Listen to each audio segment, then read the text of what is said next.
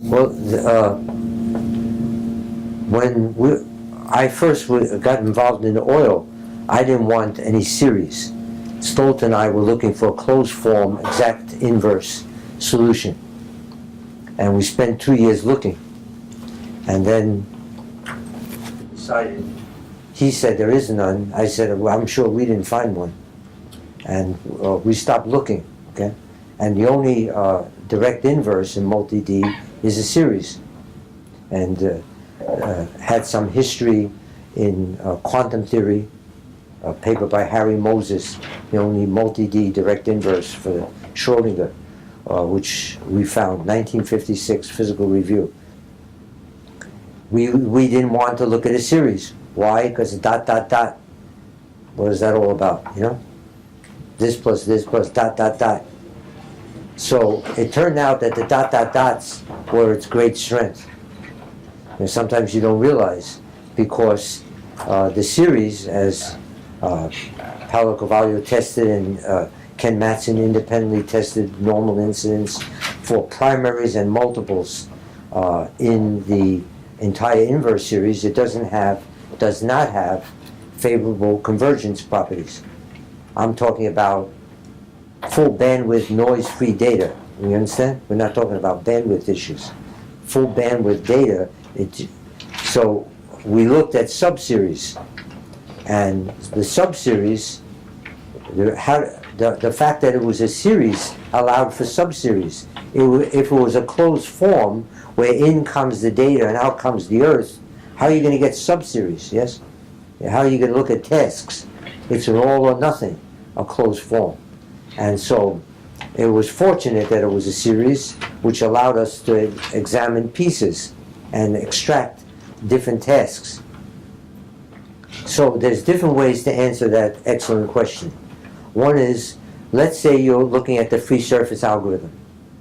And let's say you're Dr. Carvalho in Petrobras, sitting right behind you. What happens, I believe, from the work I did with Dr. Carvalho, is he would estimate the water depth, yes, and have a rough idea of the target. And I believe early on there was one shallow, relatively shallow water and deep target, and Dr. Carvalho used 17 terms because there was a high order number of free surface multiples that you could estimate just roughly from the water bottom. It's not the only free surface, and the target. If you have a deep water bottom and a relatively shallow, you're not going to get a high order. In other words, knowing what each term does. The first term in the free surface multiple removal algorithm is the data, deghosted. The next term is data, Q, data. That term, as Dr. Chalma mentioned, does two things. When you take the data and add it to that term, every multiple that hits the free surface once is eliminated.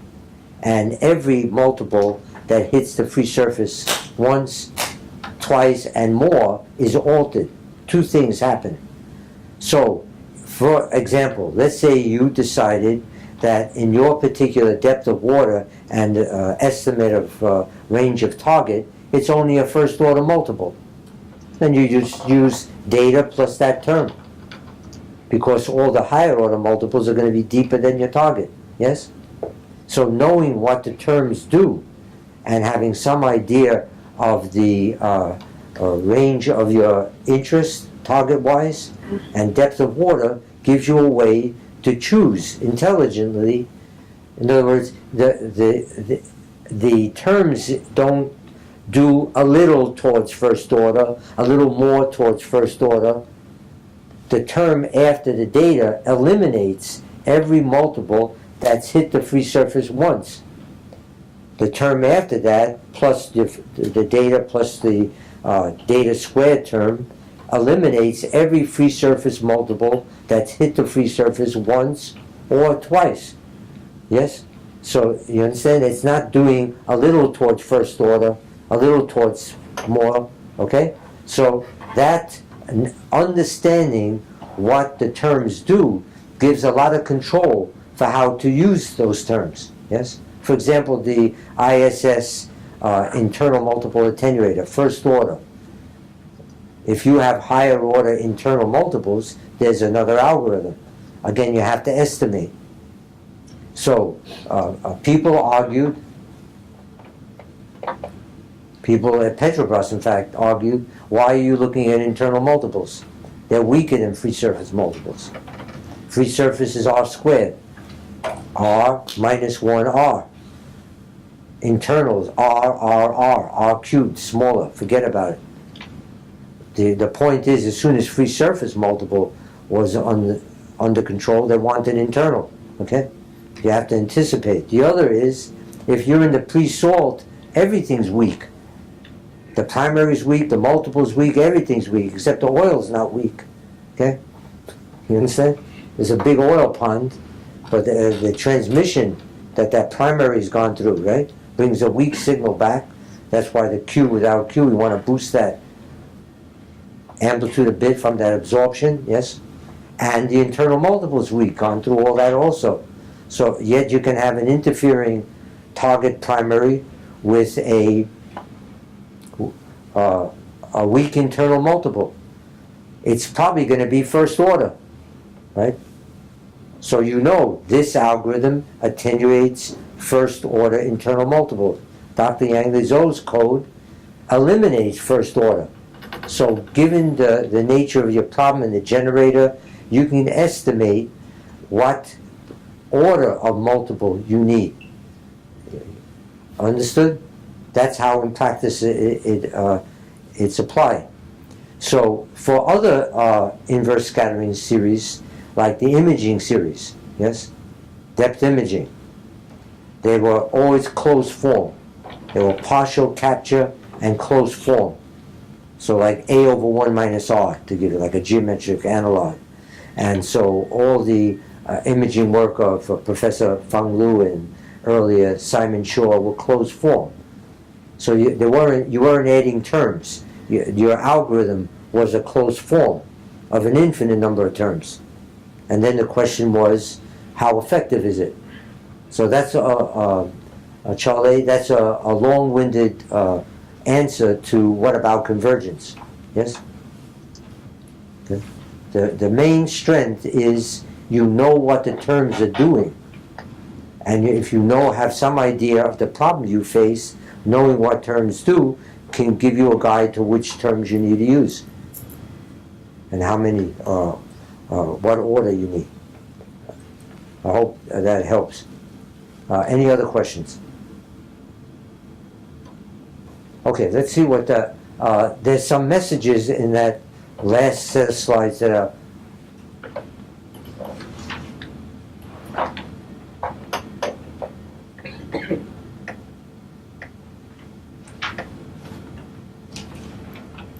I'm not going to go through.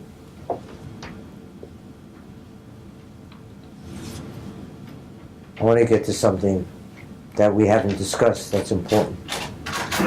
First, this set of equations is perturbation theory business. This is not controvertible. Okay, these are identities. Okay, you might not want to look at them, but they're still valid. Okay, so this and this are just operator identities, and what they do is relating the difference between a field and a reference field to the difference in properties between the field and a reference field. That's all. That's a relationship. And then this becomes a forward modeling form for that difference in wave field, and it can be turned as a geometric forward series has a geometric inverse series. In high school, they give you A and R, a geometric series. A is 3 and R is a half. What's the sum of an infinite number of terms, yes? A over 1 minus R. But they could have given it a different form. They could have said, the sum is S, and the first term is A. What's the rate? That's the inverse geometric series. That's all the inverse scattering series is. This is a geometric series in VG0. If you consider that R squared, go write R in terms of G minus G0 measured, the data. Okay, so there's, we made some, let's say that this equation L, you're in an elastic isotropic world. Elastic isotropic. Why are we talking that way? Let's say you're interested in doing amplitude analysis. Yes? The least acceptable, the simplest model that's acceptable for reflection coefficient, yes, is elastic. The whole history of AVO says that, yes? We understand? So you have to start with, and if you're looking at differences between this homogeneous and another homogeneous, you have some heterogeneity, you have a perturbation that you're seeking, yes? So the point is that the equation L, you'll see in a second, and L0, if you're doing this in PS coordinates, and if the background is a homogeneous elastic, then as we know, for P and S in a homogeneous isotropic world, the P and S are uncoupled, yes? P travels on its own, S travels on its own in a homogeneous world. As soon as there's heterogeneity, they couple. P will hit something and P and S come out, yes, they couple. The same with S. So what that means is if L0 is the elastic for the homogeneous, it's diagonal because it's homogeneous. If G0 is PS. The L for heterogeneous is going to have off diagonal for the coupling, yes, for PS. So let's take a look at that, because there's a very important message there, an extremely important message. This is a contribution that's due to our student Haiyan Zhang, who won a Karcher Award for what we're about to show you. And it was applied at ConocoPhillips on field data for time-lapse with Doug Forster and Bob Keyes.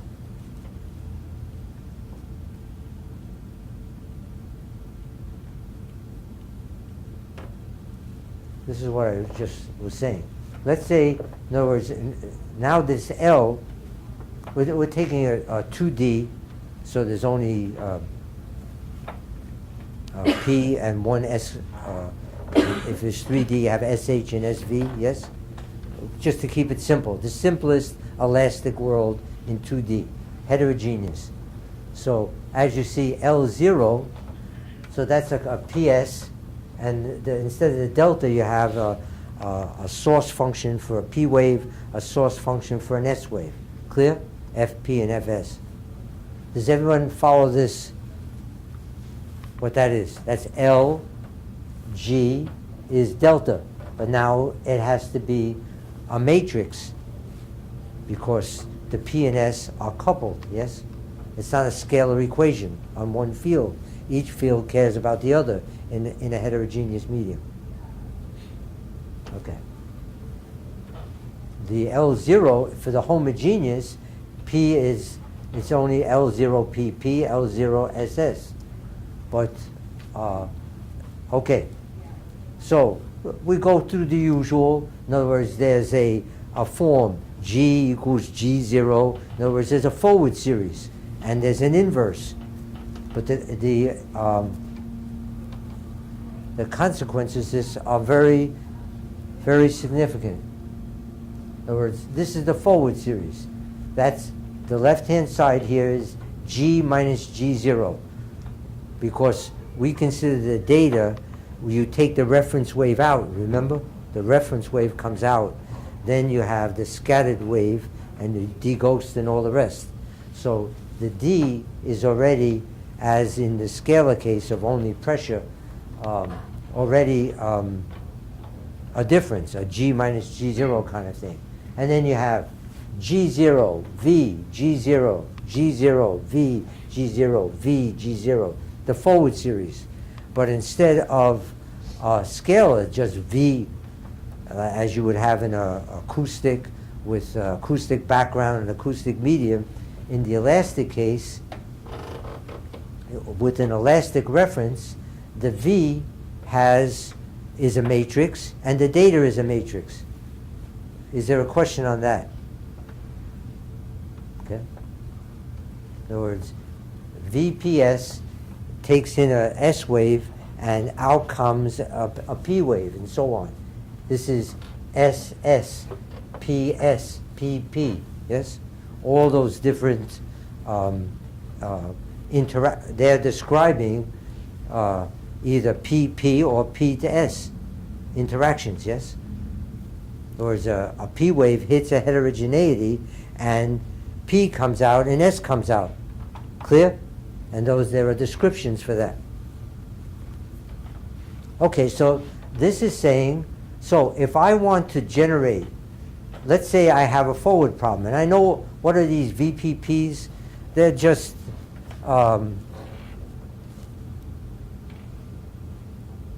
here's an example what VPP. In other words, VPP is this is isotropic, elastic, okay, heterogeneous. Clear? Anisotropic gets worse. I'm taking the simplest, elastic heterogeneous. So this is what these VPPs, in other words, the P to S, it cares about shear and density, okay, not bulk modulus. The PP cares about all three. Understand? Okay, this is all derivable. So you've heard words here. You've heard words model type independent, free surface, model type independent. Okay, this is model. This is a model specific, right? Yeah, this is a elastic isotropic model type. What does it mean? What in 2003 in that paper? How did I prove that a certain subseries are model type independent? What it means is there is a subseries of the inverse scattering series that cares about this operator V1 or V1PP, V1PS, but doesn't care what that V1 depends on. It doesn't care how many parameters or what those parameters are. If that's the case, then that subseries is model type independent. There are subseries that do care. You understand? That you have to give me what V1 cares about. Here is an example of what V cares about, yes? There are certain subseries of the inverse scattering series that float on a level that are independent of what the perturbation operator, what are the parameters in that, okay? And others that care. What's an example of a subseries that cares? Parameter estimation. You want to do parameter estimation? Well, what parameters? Oh, there you go. They're on model type. You understand? So you definitely are not going to do model type independent parameter estimation. No, that's because this work was for parameter estimation. You understand? This work of high end. So this was for the elastic case. Okay, so this gives you, so let's go back to the point here. In other words, you have this VPP, and on the slide I just showed you, VPP cares about changes of lambda mu rho, yes? We don't know lambda mu rho. Oh, lambda mu rho, there's going to be some lambda 1 mu. In other words, all the unknowns are going to be linear in the data, and then a quadratic in the data, and then a cubic in the data. That's what's going on here. Whatever VPP is, V1PP is the portion of VPP that would be linear in a data, okay? Now, V1PP does not mean it only cares about PP data. Doesn't mean that at all. Not at all. It just means VPP is an operator. And in some scheme, there will be an approximate to it that's linear in a data. What data? A data that's adequate to solve for lambda mu rho. There was a paper, the only paper I ever published in geophysics that went easily in, had a very innocent sounding title, The Meaning of Linear. They, oh God, let him publish that. He's the only one in the world who doesn't understand linear, okay? Everyone knows linear, y equals ax. We're guys still trying to figure that out. Well, that is the most important paper that was ever came from our group, okay? Because the meaning of a linear inverse is a linear inverse is an approximate to something you're after solving that's linear in a data. The question is what data? That's the key. You've got to have a direct inverse to know what data in principle will solve for that parameter. Okay? So unless you have a direct nonlinear inverse, you can't define a linear. Okay? It's circular, yes? In other words, linear, this is a linear estimate of this parameter in a data. That data better be adequate to solve for that parameter in principle, yes? Without linear, before you say the linear has meaning, okay? So that's not a simple thought. Okay, so what's the point of this whole thing? The point is, what I am aiming to convince you of is that I can compute DPP all by itself. I can compute data from, I don't need to compute PS and SS and SP. I can compute the data DPP on its own. Let's go back. Right here. You see this guy? The data that for P going in and measuring P, I can compute that without computing these other three. I can compute this without this, this, and this.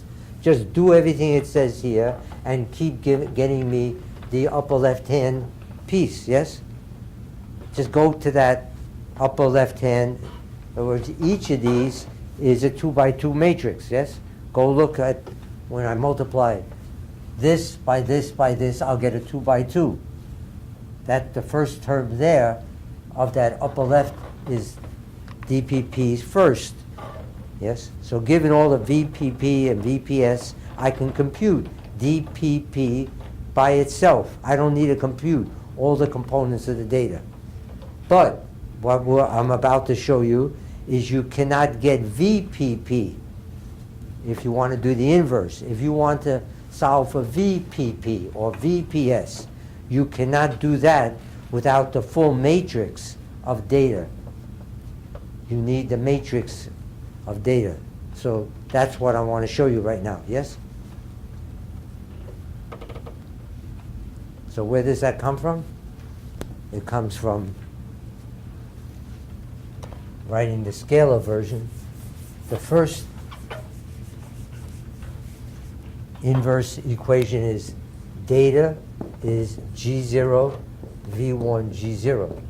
The second is G0, V2, G0 is minus G0, V1, G0, V1, G0. Okay? We're used to writing this as scalar. This equation right here, you'll see in a minute, says if you want to do direct inversion for lambda, mu, and rho, you need the data matrix. You understand? And it tells you what to do with that matrix. So this is the forward series. This is term by term the inverse. So let's now, everybody here is a matrix. This guy became DPP and so on. These are matrices V1, PP, and so on. You're a matrix, you're a diagonal matrix, but matrices, yes? In other words, the elastic equation, right, in this operator form is a matrix relationship. Why? because the heterogeneous elastic wave equation is off-diagonal, has off-diagonal components. It must be a matrix, yes, for heterogeneity. Okay, so here's the V.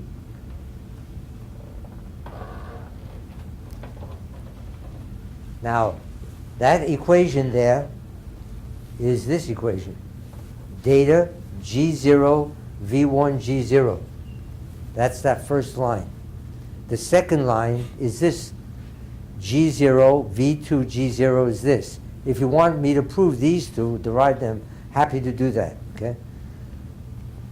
But what is the implications of this are very simple. Let's say I want VPP. What do you mean? VPP, as we saw in another slide, is changes in lambda mu rho, yes? A term, three terms, yes? Derivatives and so on. Are we together? Let's say I want VPP, because VPP will relate to actual changes in lambda mu rho, not a linear approximation, yes? But this VPP is going to have a V1 PP plus V2 PP and so on. Well, how do we get V1 PP? We go to this equation, and G0P, V1 PP, G0P gives you DPP. So DPP, just PP data, will get you V1 PP. Clear? I don't need the whole matrix to get V1 of PP. But how do I get V2 of PP? V2 of PP is sitting here. You're going to have G0P, V2 PP, G0P, and look at what you have here. If you look at, I need to have the upper left ingredient. You're going to have this. You're going to have this, yes, V1 PP and V1 SP, okay? In other words, there's going to be a combination of V1 PP and V1 PS needed for V2. In other words, to get V2 of PP, I need to take this matrix, and I'll get this essentially with this. Yes, V1 PP, V1 PS. Just keeping things simple. Yes, V1 PS and V1 SP care about, I need to go back here to get them, and they care about the other data components. You see? So to get V2 PP requires no longer just V1 PP, but V1 SP and PS, which require the other data components that are not DPP. That's where, as soon as you say, so why do people get mixed up? People get mixed up. Bob Stolt and I published that we only need PP data. There are papers with Wegline-Stolt that say this: DPP times DPP is G0P, V1PP, G0P. Okay? Well, you just see, to get V1, to get VPP, I must only need DPP, right? I got this equation. And we iterated, stayed with the data that is fundamentally inadequate, yes? What this says is at second order, you see that you can't get the second, the first nonlinear contribution to this here. It wants data components that are not DPP. So this is an unassailable mathematics, okay? This is an identity that G equals G0 plus G0 VG. It's, in other words, that identity is just being written out here in a matrix form, yes?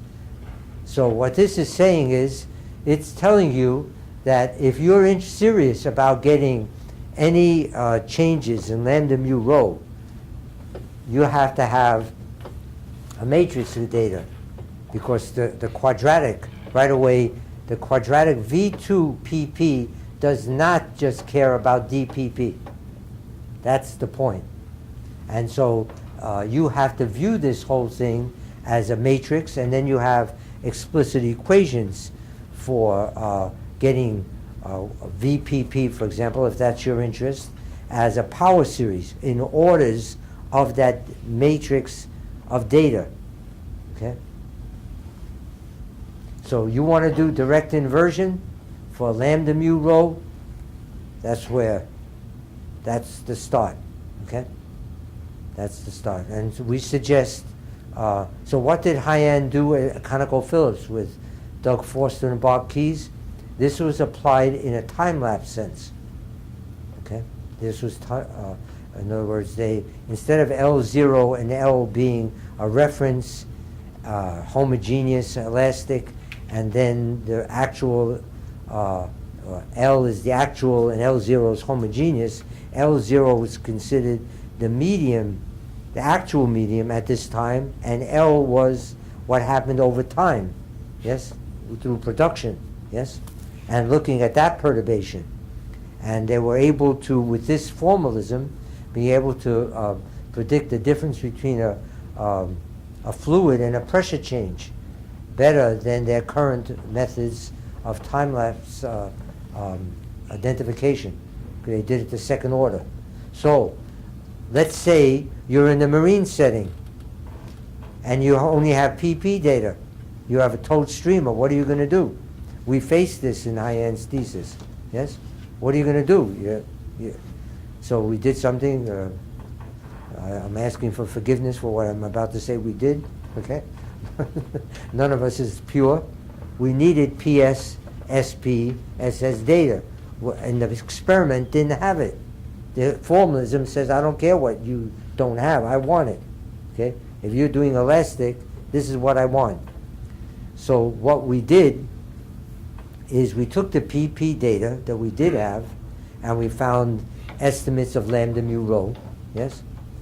By what we just said, DPP, V1PP.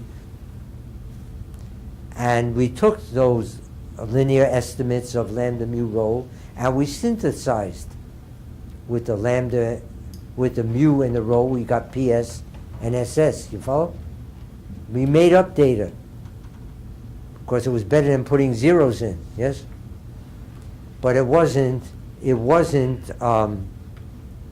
real data, yes? It was made up data to put in. How do we know it's not okay?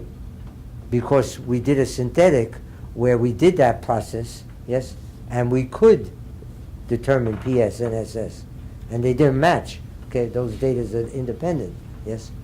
But I'm trying to say is, what's the value of this? The value of this is it provides a framework of what in principle you need to do direct parameter estimation. It doesn't mean in practice you're always going to have the data. But the value of having something which is a direct inverse in principle is you know that when things don't work, you know why. Yes? Okay. So, anyway, I thought that this is worth communicating about what. So, if you are using ISS internal multiple or ISS free surface, this is the same machinery. Okay?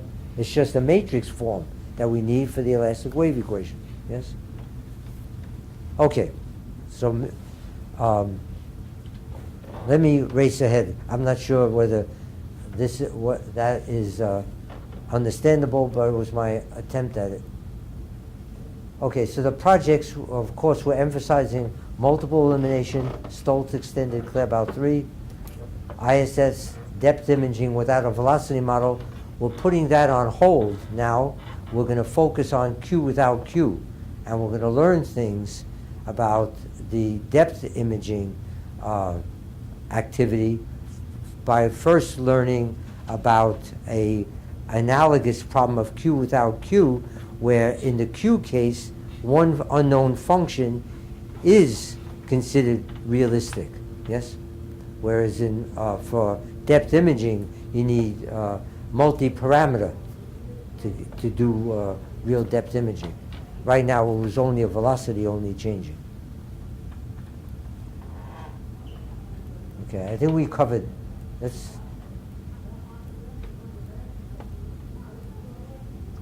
Okay, this is a slide. Let me just say, this is the last slide. Okay? Next time, I promise you, when we're together, what we're going to do is the first slide that you see will have the number of slides. Okay? So you know it's getting better. Because Charlet wanted to know it's converging. That talk will converge. Because we'll be at slide 74, right? Knowing 74 to go. So this is the last slide. So what this slide says, you understand? The first slide next time will be 376, and then 375. Okay? Well, it's an inverse, right? Why start with 1? And that way, see, if the numbers kept increasing on the slides, it might never come to an end. But if I tell you the largest number, you know it's getting better as the talk progresses. So what this is, we cooked up last night to give some sense. Let's say we have a waveform, yes, some band-limited sink, yes, and then Professor Markmeyer comes and increases the low frequency, yes. So that's something like if you had this and you increase low frequency, yes, you get side lobe reduction, for example. That's also Stoltz C3 or Kleber 3. It will also have a similar boosting of the low end of the data you do have, yes, for the reasons we mentioned, because it's not making a high frequency approximation. The Q compensation activity here, Q compensation without needing Q, that will boost the high end. It's, in other words, if you have, here's some initial spectrum, here's either from Mark extending the spectrum or from migration boosting the Stoltz or C3 migration, improving the treatment of lower frequency components, you get this effective shift. Okay. This is going from this initial boosting it by Q compensation, and this is a combination of, compared to this, by measuring, recording more low frequency, performing a Kleber 3 imaging, boosting the low end of the spectrum, yes, in the imaging, doing a Q compensation, boosting the high end, yes. That combination will result, this is not to be taken literally, this is a figurative, yes. This is just taking a sink and doing different bandwidth extensions. So given all that, increasing the low end of recorded, generated and recorded data, treating the low end of your spectrum equally effective as high end with a migration, and then Q compensating to boost the high frequency components that you have, the absorption has dissipated, you'll end up with this kind of picture rather than this, is the idea. So this slide is meant to say these are activities with our group and our colleagues group that look at issues of improving resolution, yes? Acquisition issues, migration issues, Q compensation issues, okay? Resulting in this going to that, okay? Any questions? So let me end the meeting by saying, again, I'm very appreciative of the encouragement and support. Always appreciative, particularly appreciative in difficult times, and appreciative of your participation here because of the same exact reasons. So I hope we see many of you at the dinner tonight, and we will stay in communication during the year when we have anything newsworthy to report. Again, thank you. Please enjoy the lunch, and we'll see you this evening at dinner and in email communication. For those who are new, again, welcome, yes? And if your emails are outside, it'll make us easier to communicate with you when any one of these projects has something newsworthy to discuss and share. Thanks. Enjoy the rest of the day.